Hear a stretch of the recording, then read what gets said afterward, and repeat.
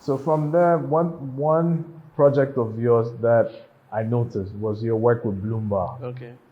Then how did that start? How did that come about? So, It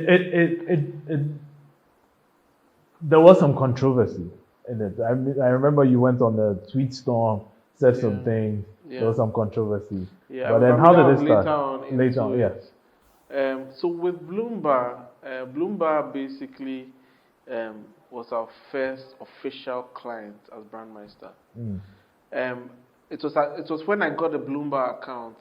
That's when I resigned and called the reason. I said, "We are starting this thing now." So what were you engaged for So, to I do? mean, I was driving home from work one day. I used to work at Haptel then, and a friend, Pan, I don't know if you know Pan, also I know. So Pan calls me and says, "Hey, I need your help. I have these guys who are setting up this bar in town, and they want you to work on the marketing. I know you do this. I mean, you give me advice on my marketing and stuff like that. But at that point, I had rejected so many businesses and just Mm. pushed to other people that I felt were entrepreneurs. I just wanted to focus on my 9 to 5.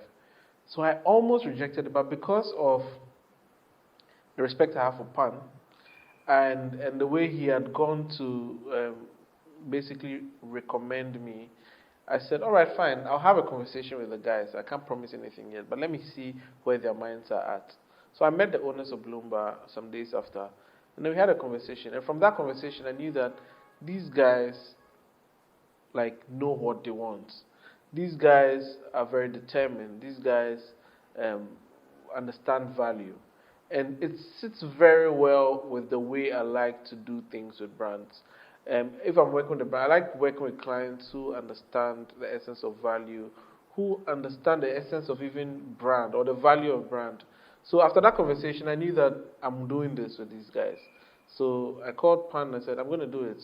And then I called Therese and I said, I know you've been wanting me to do this company for a while. I'm resigning tomorrow. Let's start business. And that was it. Bloomberg basically got me out of my job and start my agency full time. So they were my first clients. I started my agency too with no money basically. I resigned, first client, the first check I got from them was basically our first investment. Mm. We were working from home. I was working from home. Therese was in America. It was just the two of us at that point, and then we just used to do a lot of So calls. what exactly did you do for them? Brand identity. So, Did you okay, do space design as well? okay. So Bloomberg had already come to me with a logo, but they didn't have like a brand manual or anything. They just had a logo, and they had a dream. So a logo and a dream. Mhm. And then they came to me that they needed help with the rollout. They didn't know anything about how to go out with their marketing. So I did the strategy, like from the ground, like what's the thinking around it? How are you going to market? What are you trying to represent? And I love strategy a lot because I don't believe in nice to do's. I don't believe that a lot of people who do marketing in this market or even anywhere in the world confuse marketing with advertising. But advertising is like a subset of marketing. So when someone says, "Hey, do a marketing strategy, a marketing plan for me," it's just a lot of exciting ideas. Oh, we'll do a hot air balloon, or we'll do a swimming pool with this, we'll do that. But why are you doing a swimming pool? Why are you doing a hot air balloon? And that is where strategy comes in. And a strategy is basically supposed to change consumers' mindsets. You know, in branding, they have this thing where brands make people think, makes them feel, and then they act. So if you are to reason about something, most of the time you will make a decision because you just come back with questions. But if you are to feel something or you feel connected to something, you would act out of impulse. You understand? So that's why brands are always aiming for the hearts, trying to get into people's hearts so that it can get you to love them. I don't know if you've heard love brand before. Get you to love them. That's why they do all these metrics of brand affinity, brand love, just to get people to love the brand so that they would be purchasing the brand regardless. You see how many times people do videos of Coke saying Coke can corrode your skin, can do Yeah. your teeth this, but people love them regardless, and that's because they've appealed to the heart, and they are not thinking of It can corrode my skin. Okay, so I'm not going to drink again. It can corrode my skin, so I still love you. I still do it. It's the same way you have love for a sibling or family member. Anyway, I've gone too far with that. Bloom Bar, I was excited about it. Yeah. I did a strategy, the go-to-market plan, thinking of how we will move the Ghanaian consumer from this to that. From what they already know to something Yes. new. So that my tweet saying that we identified a gap in the nightlife went viral. People were upset. People didn't understand where I was coming from. But I was coming from a marketing perspective or a brand perspective where I had done my research, I had done my insights, and we had arrived at the conclusion that the average Ghanaian the Ghanaian who likes to go out and like chill or party, I mean, there's a large gap to reach more people to go out. But at that point, there were only clubs. And there's this stigma or thing around a perception of people who go to nightclubs in Ghana.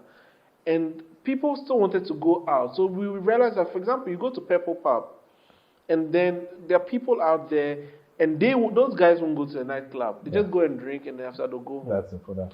But in their mind, they don't want to be seen in a nightclub. They don't like the culture of the nightclub. I'm not saying nightclubs are bad, but it appeals to certain kind of people. And in this market, people have made nightclub look like something. Like we're growing, our parents were saying, "Don't go to disco, don't go to disco." Yeah. So it was very much ingrained in the minds of people. Now we've identified that gap that there's a large sea of people who we can get to patronize the bar, who don't go to nightclubs. But then how do we marry the two? Give an experience to feel like you've gone out to club vibe, Yeah. and at the same time you've gone to a bar. And that's how Bloomberg came about. The unpretentious nature of it, the lights, the fact that it's open air. So you see a little bit of Purple Pub, you see a little bit of the nightclub scene, you see a little bit of a day party scene. Very, very relaxed. And that's what worked. And then we figured out a nice way to roll it out, and it worked basically, and it picked up and it caught like wildfire, and then that's it. It's just been amazing since. So yeah, we worked on the strategy. We developed. Now we picked the logo and then developed the identity of it. So the digital identity, that was Teresa's job, making sure that the logo and the colors lived online. So you see consistency in the color scheme, the way we shoot our images, the visuals, the use of the mint leaves, the font types, everything that's made what it is. What piece of advice would you give to somebody who has been thinking of starting his or her own agency? Okay, well, what I would say about this whole agency business is two things. There's a passion for the industry, and then there's a business side. A lot of creatives fail in the agency space because they just go with the passion, but they don't go with the business side. So if you're just a creative that's just passionate about setting up your agency, you need to work with a business person, or you need to get some business support. If you're a businessman who just feels it's lucrative, you want to go into it, so you need to work closely with a creative person. So there should be, you should marry both. Yin and yang. There should be two parts of the same coin. To be able to be successful. But in summary, people who are starting agencies should get some advice, or speak to other people in the agency space. They should also be open to collaborations. A lot of that is killing us. We don't like to collaborate, but we can't do it all because the skill sets are different, and it's okay to engage another agency that has a better skill set than you, or a diverse skill set, not better, diverse skill sets that you do not have. So collaboration is key. The business angle is key, and you should have some like tenacity and some drive to be able to achieve. Because if it's just passion that's leading you, it will break you. It would really break you. The reality on the ground is that most clients in this market don't value creative work. Yeah. You understand? I work with clients who rather spend crazy money on some device mediocre, or some other field, or someone to say, "Oh, I'm doing some business consulting, something for you," but then for their brand, they don't want to even pay more than $1,000, or they don't want to pay for it because they just feel like, oh, these are just ideas. And yeah, so that's what I would say. Yeah. So, okay. And since you're a branding specialist, I would like to ask you this. We've seen a lot, also, we've seen listening on the internet, you can see a lot of discussions in between personal brand and business brand. Yeah. Which do you think is more important, building a business brand or building a personal brand for entrepreneurs? Oh, I don't think any of them is much more important because they're all two different things. Are they equal? No, they can't be equal to because it depends on if, for example, if you're a footballer, your personal brand is your business. Yeah. If you're a music artist, your personal brand is your business. Yeah. But if you're a corporate brand, like your brand is purely business, and you, the CEO, can also have a separate personal brand for yourself as a business leader. So they're not the same thing. I mean, it's all branding, but if a musician's personal brand is his business brand, is to him it's his corporate brand. Do you get what I mean? Yeah. So how do you do yours?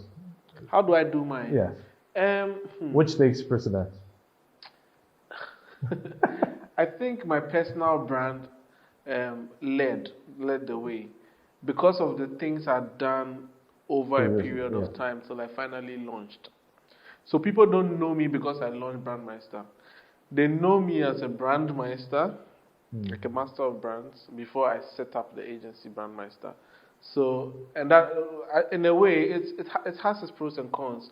It benefits us a lot of times too, but sometimes too, it doesn't. And I'll give you a good example.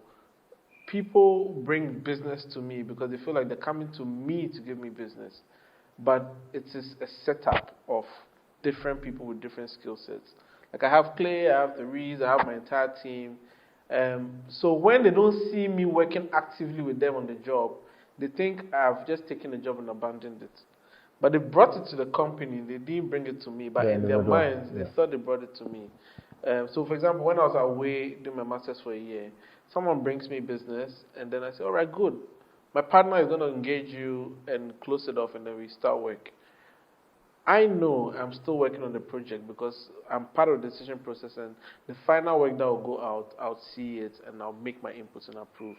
But because that person doesn't see me on a day-to-day or calls, and I'm not the one he's speaking to, and he's speaking to an account manager, they are not confident that the work can be delivered because they don't see me. So that is where my personal brand sort of overshadows or sort of shoots me in the foot. So that's the challenge with my agency, no doubt about that. But I mean, we are working hard to go beyond that because we've actually taken really good strides over this period of 3 years that we've been working fully. Because we have so many clients now who know the brand for it and don't even know me. Okay. We have even clients that they know I'm the team lead, but they've not interacted with me before. And they came because maybe someone recommended that, hey, these guys did this job for us and it was amazing. So come to them. So they're more familiar with my partners and they don't. So what I'm picking up is you do what it takes or what works for you. You have to look at it from different perspectives. See what industry you are in, what talent you bring to the table, and start either from the personal brand to the business brand, or you can also reverse from business brand to personal brand. Okay, don't get me. You need to separate it always. Yeah. Right. Yeah. You if you own a company, separate your personal brand from the business brand. Yeah. But if your personal brand is what basically, actually, you don't want to use the word feeds you, but if your personal brand is what carries the business, it's your business. Yes. Then you need to just focus on your personal brand. Like celebrities, influencers, music artists and celebrities, sports people, athletes, radio hosts, TV hosts. Those people what their business is their personal brand. Mm-hmm. So those guys need to just focus on building their personal brand always.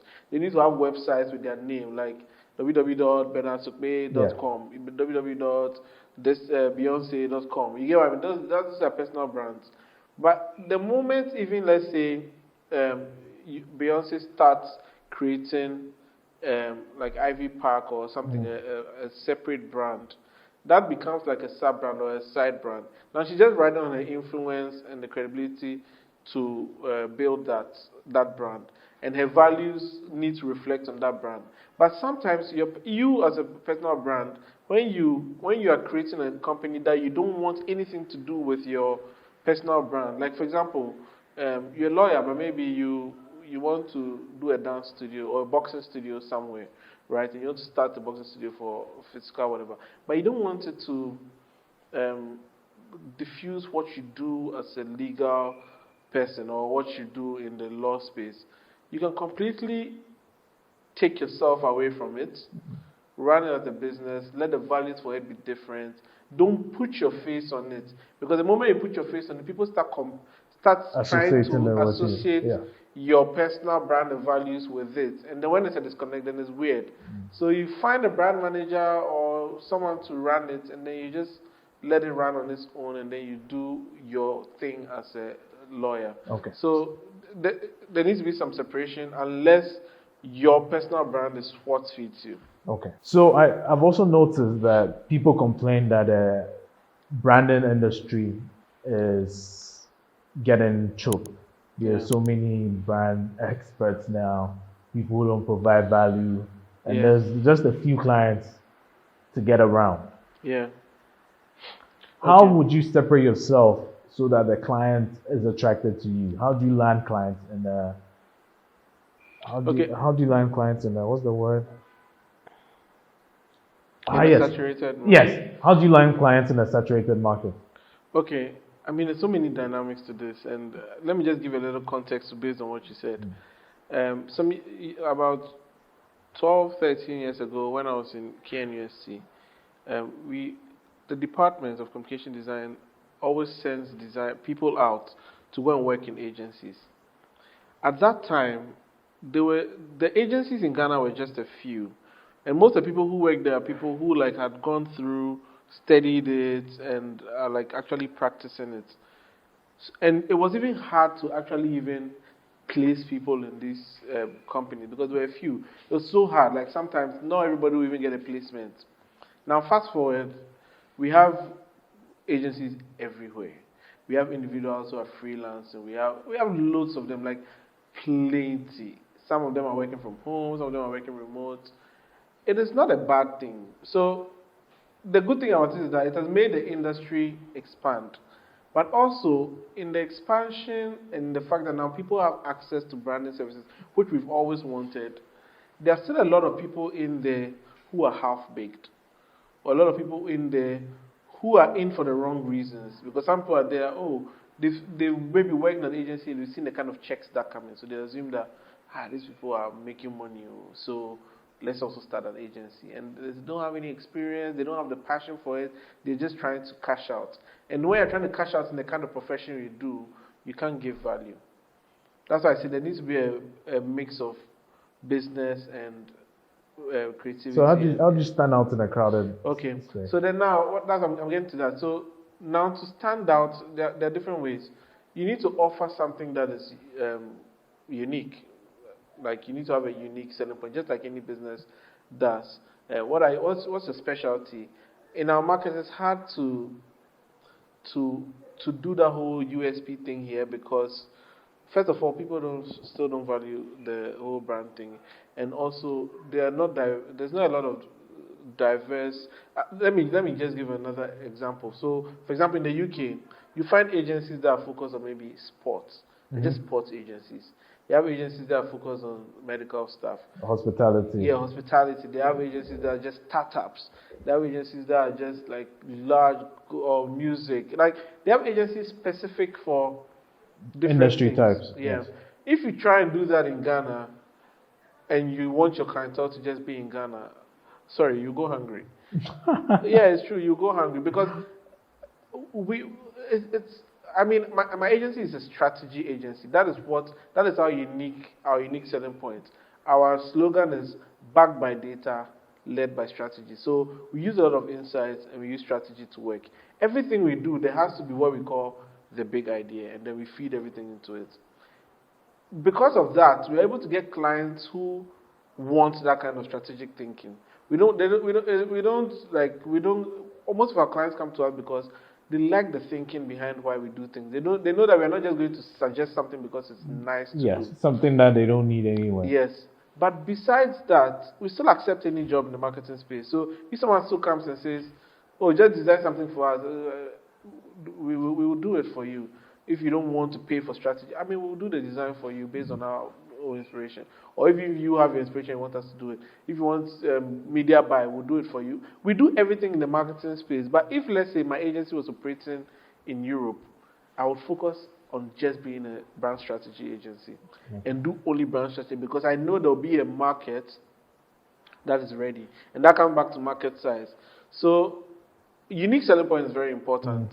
You need to identify as an agency, what are you?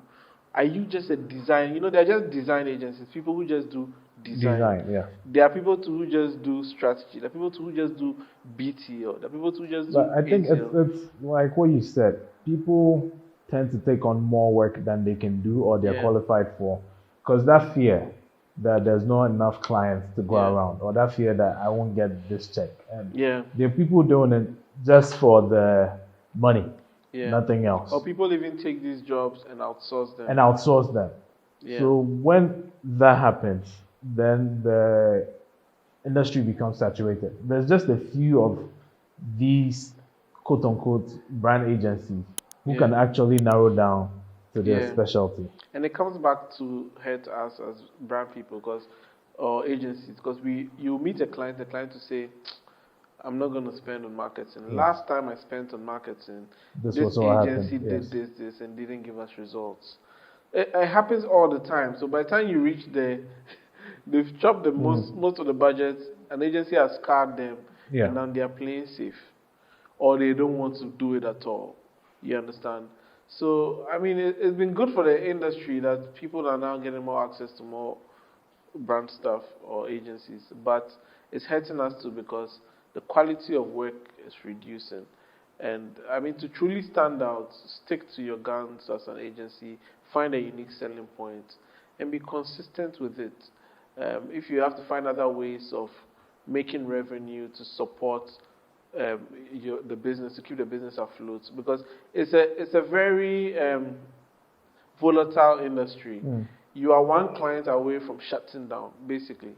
That's it. Yeah, I mean, there's some of the big agencies even in the world, and I thought it was just here, but I asked my some of the agency professionals out there in the UK. I had a boss who, not a boss per se, but like a consultant I was working with, like a mentor who was working for Wolf Owens, which is one of like the biggest agencies in the world, and it's based in the UK. I asked him that question: that what do you do about the whole client leaving you thing and then you losing business? He says it's the same thing. You go and pitch, you get a client. If that client, your biggest client, decides to leave, and that's what's been fueling and paying everybody, you have to downsize your team immediately. That's just basically how it works. So it's a very volatile business. I think that's just how most industries work. Even for my advisory, there's always one particular client who brings in more than half of your annual revenue. That can't go away, and there are all these other clients which support the revenue. So once well, apart from people who do trade and sell things, who constantly have people just buying, and you can gauge. So in the service industry. Yes, that's what I meant to say. In the service and industry. it's the same with us. So in the service industry. In the service industry, because you also work in the service industry. Very volatile. It's very volatile, and you're always one client away. But who would be your ideal client if you were to describe that person?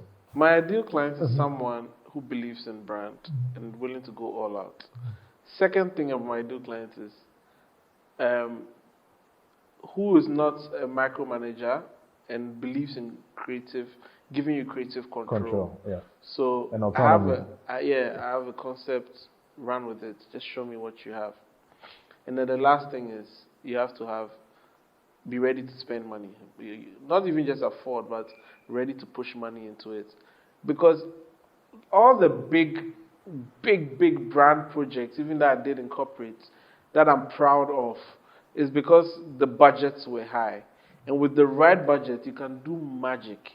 I mean, we look at all these things we see globally when they're even doing World Cup, the kind of um, opening ceremony they do. The kind of feel It's it comes budget. with it. Yeah. It's all budgets. Like all the amazing projects that I've done, it's all It comes down to the because it's numbers. all boiled down to the budget. I always tell clients that tell me your budget before I start, and they think, oh, you're asking them that question because you just want to know how much you can make from them. But no, you've taxed me to go and dream.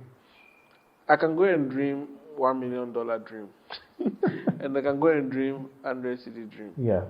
Let me know your budget What's your so more that I comfortable dream way? according to Yes. your pocket.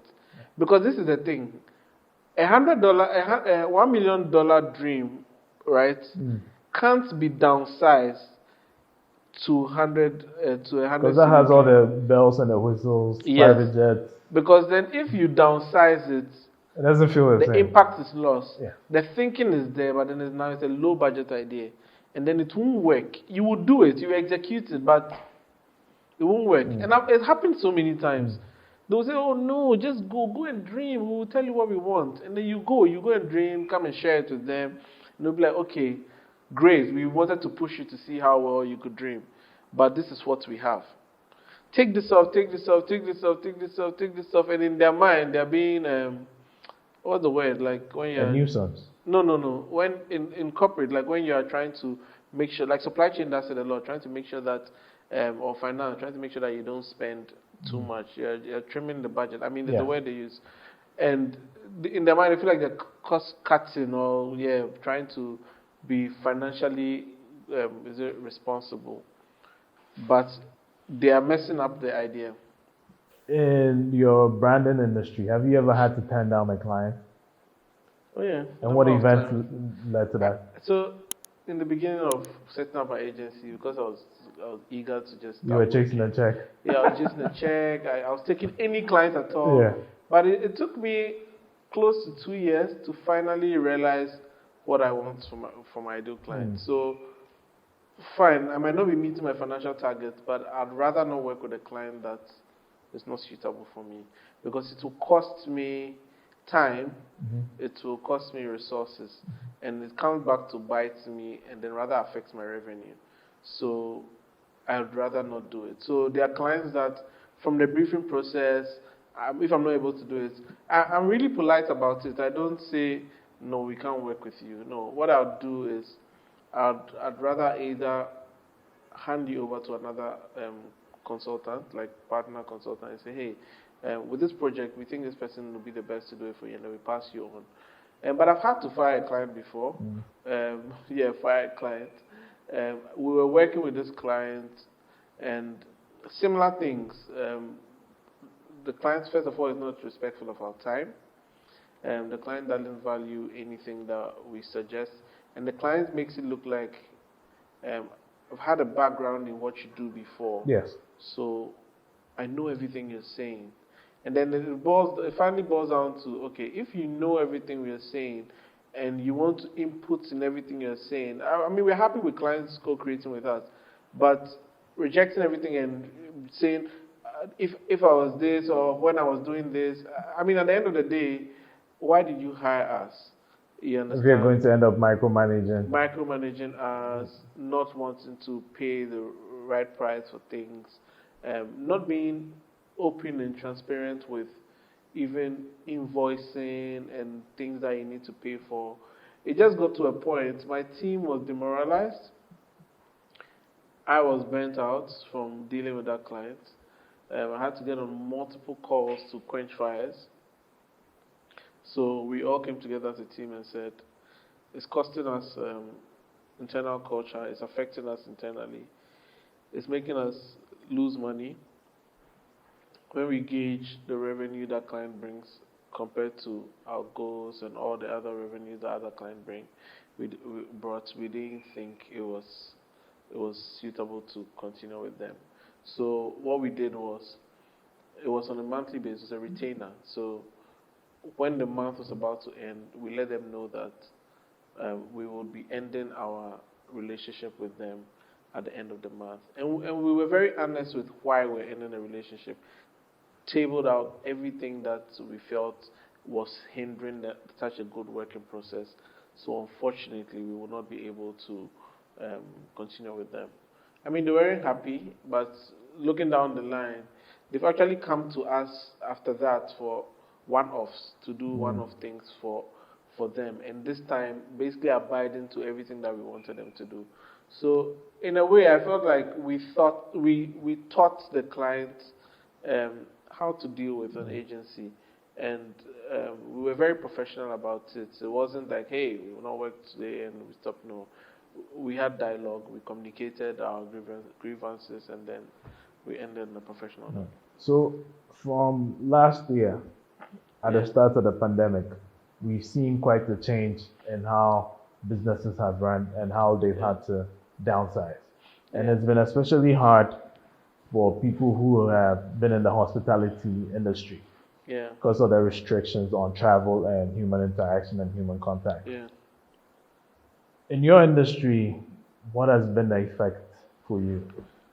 So, I mean, the pandemic, it dealt a blow on almost everyone, well, except in the medical field. Well, it dealt a blow on them in their every single one. person. Yeah, but some people actually made more money in that space, because they're providing services for that worked for the pandemic. In my space, and even personally, we lost a lot of clients. We lost a lot of clients. I don't want to disclose any number, but majority of our clients halted their services, and some never came back after the pandemic because maybe they themselves that's not even after the pandemic. I mean, things are starting to ease up, but then after the lockdown and everything, and when they didn't know the uncertainty, but at least now they're working. But some couldn't recover, and obviously once they couldn't recover, they can't hire us again. Some too just stopped because, I mean, they couldn't add it as an added cost. There were a few who still needed us because they needed us to keep pushing their agenda and even spend more because they wanted to be more visible during this period. So it really affected everybody, affected us. We lost most of our team at a point, but then we built up again, and then now we are back even to a larger capacity than we were before the pandemic happened. And personally, for you? Personally, it was, it was, it was an enjoyable time. No. Personally, our mental health. God, I don't like using that word. What word is that? No, but the way everybody says mental health. Yeah, it's a serious issue, though. But it affected. I mean, it made me think a lot. There were points that I felt like I was really down, and I was thinking, so what next? Like, what's the future of everything that we've been trying to build? Is this how the pandemic is just going to wipe out our business? And at the same time, having to master the strength and courage that I'm going through it, but I'm going around training companies and SMEs on how they can navigate the waters during the pandemic. And, I'm going through it myself, and I'm teaching people what to do in that space. So, I mean, it dealt a blow on us, corporate, and it also dealt a blow on us, on myself too, like mentally. It really affected me. But, I have a very supportive team. We basically stood by each other, and then we fought through it and encouraged each other. And that's the good thing about partnerships too, because there are times that I'm really down and I feel like at the end of the road, let me just fix my CV and go back to work in corporate. And then I'll have my partner cheer me up. Brandmeister. Or Clay the Mogul. Clay the Mogul to my other partner will also cheer me up. And he is very positive. I'm the one who's always panicking. Teresa is very positive. She has her panic days. But we all support each other, and then that's how we always rise to it. So what kind of atmosphere do you have at your workplace? So, because when I hear anybody who works in a design or a brand agency, my mind goes to Mad Men. See people drinking on the job, brand activations, people's feet getting caught in the lawnmower, Yeah. stuff like that. Is it all fun and games? Okay, so our setup, and I think a lot of the values to have transcended down from how I am. I have a long corporate career before this, right? Even though I started in an agency, but I have a long corporate career. So I'm an organized creative in a way. I'm creative, but I'm not the kind that's like, I mean, it's all over the place and just does things on impulse. I'm creative, but I have a very organized thought process. There's a method to your madness. Yeah, there's a method to my madness. I like that. So because of that, even the space we are in has some corporate vibe with it. So we are an agency, but we are a bit professional. Yeah. When you walk into our office, our design studio, the left side, I don't know, maybe you've been there. Yes. There's a right side with the couch and everything, and then we've added some frills to it. We've added some pilot chairs on the ground. When you enter, immediately you see a demarcation between serious and fun. Yeah. And we encourage the team that, see, once you're in this space, get the job done. When you want to be crazy or relax or do whatever, come and lie in the couch, lie on the carpet. So we do our brainstorms in the fun side, and we get to work. So it's so funny. Like, we sit in the brainstorm side and do our morning huddles. And then once we are done, we're like, everybody gets to work, and they all go back into the serious side of the office. So there's good balance, basically. That's what I'm trying to say. There's balance between being crazy and balance between being serious. And we believe in moderation. We don't run an agency like typical agencies where it's just madness throughout. And when it's time to get things done seriously, it's hard to do it, because we have clients too who are very professional, and because we do a lot of strategy and thinking and insights, we need to come off a bit more professional than any other crazy agency.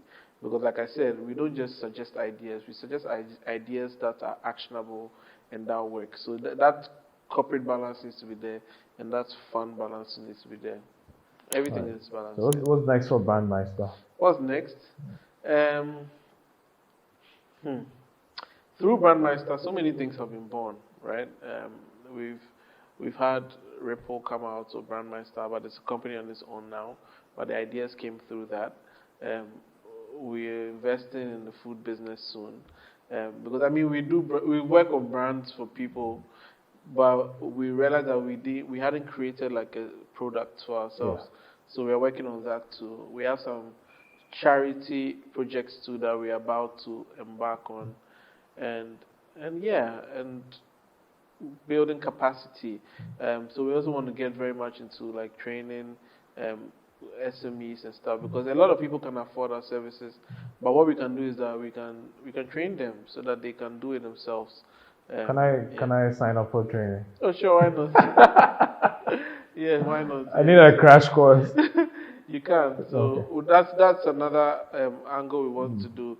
I mean, at a point, the agency might even expand to being just an agency, but becoming like an incubator or a hub for other people. Because I mean, the incubators and hubs we see in Ghana are purely tech hubs. True. But nobody is doing anything for the creative for industry. Brand and creatives. Not even creative industry per se, but for helping brands grow, build their brands. Yeah. Helping businesses build their brands. Yeah. So that's something we're looking at. Yeah. All right.